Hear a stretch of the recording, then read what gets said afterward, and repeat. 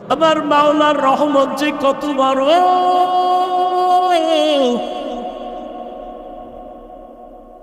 এক আল্লাহর বান্দা মূর্তি সামনে নিয়ে ডাকে সনম সনম সনম সনম কয়ে বারবার জিকির করে, মূর্তিরে ডাকে, একটা মূর্তি বানাইছে। হঠাৎ করে একদিন জবান থেকে আওয়াজ আসলো সমাদ, আল্লাহু সমাদ। এতদিন ডাকছে কি কইয়া? সনম। আর এখন অনিচ্ছায় বের হয়ে গেছে কি সমাদ। কার নাম? সাথে সাথে জবাব আসছে লাব্বাইক ইয়া আবদি। এতদিন সনম কয়ে ডাকলো, কোনো জবাব নাই। আজ হঠাৎ করে আমার জবান থেকে সমাদ শব্দ বের হয়ে গেল, আওয়াজ আসছে কেন ডাকছো রে বান্দা বল। এত বছর সনম কয়ে ডাকলাম, কোনো জবাব নাই।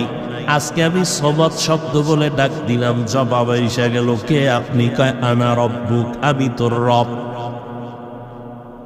আল্লাহর বান্দা কান্না করে কয় আমি জীবন ভর ভুলে ভুলি কাটাইলাম, আজ আমি আসল মালিকের পাইছি। ও দয়ার রব, মেহেরবানি করে আমাকে মাফ করে দাও, পিছের গুনাহগুলো মাফ করে দাও। আমি আর তোমার রব, তুমি আমার রব, এই কথা আর আমি ভুলবো না। আমার মাওলা কত দয়ার মানি। আল্লাহর রহমতের দরজা থেকে কোথায় যাইবা?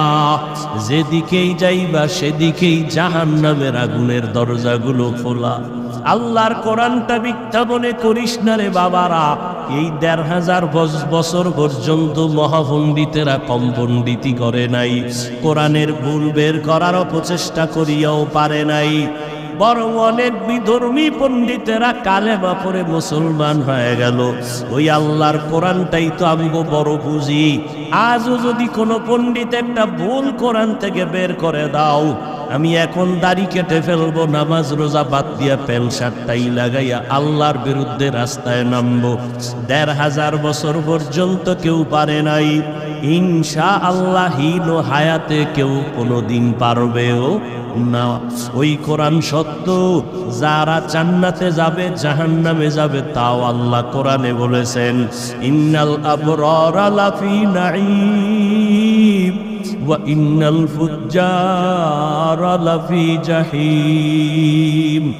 নেক আমলওয়ালা যারা তারা জান্নাতের পথিক, যারা গুনাহ করবে তারা জাহান্নামের পথিক।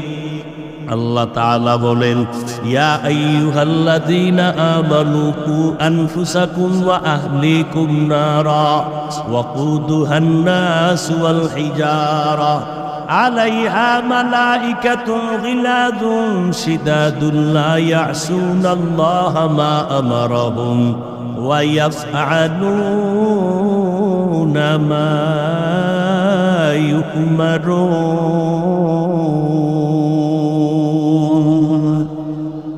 আল্লাহ বলেন ও মুমিনেরা, জাহান্নামের আগুন থেকে নিজেকে বাঁচাও, তোমার আহালকেও বাঁচাও। কারণটা কি জানো? ওয়াকুদুহান নাস ওয়াল হিজারা, জাহান্নামের আগুনের ইন্ধন হবে শক্ত শক্ত জিনিস। বলে সেই শক্ত কি? বলে মানুষ আর পাথর। দুনিয়ার আগুন জ্বালাইতে নরম নরম জিনিস ব্যবহার করে, খেরকুটা কেরোসিন। আর জাহান্নামের আগুন।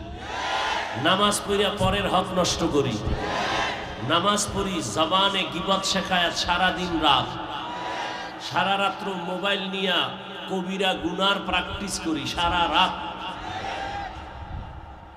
কি যুবকেরা অস্বীকার করতে পারবা? আমরা মোনাজাত ধরি বইয়া, তোমরা মোনাজাত ধরো হইয়া, বিছনায় মাথা ঠেকাইয়া, এরপরে মাঝখানে মোবাইল নিয়া কি করো? যদি মোবাইলে তুমি সৌরজগৎ আল্লাহ কেমনে বানাইছে এটা যদি দেখতা, ইউটিউবে সার্চ দিয়া চাঁদ কেমনে বানাইছে এটা যদি বৈজ্ঞানিকরা গবেষণা করছে, চাঁদের দেশে কেমনে গেছে এগুলো দেখতা, জমিন কেমনে বানাইছে এগুলো দেখতা, তাহলে তোমার কোনো গুনাহ হতো না, জ্ঞান বাড়তো। তুমি তো এমন আকাম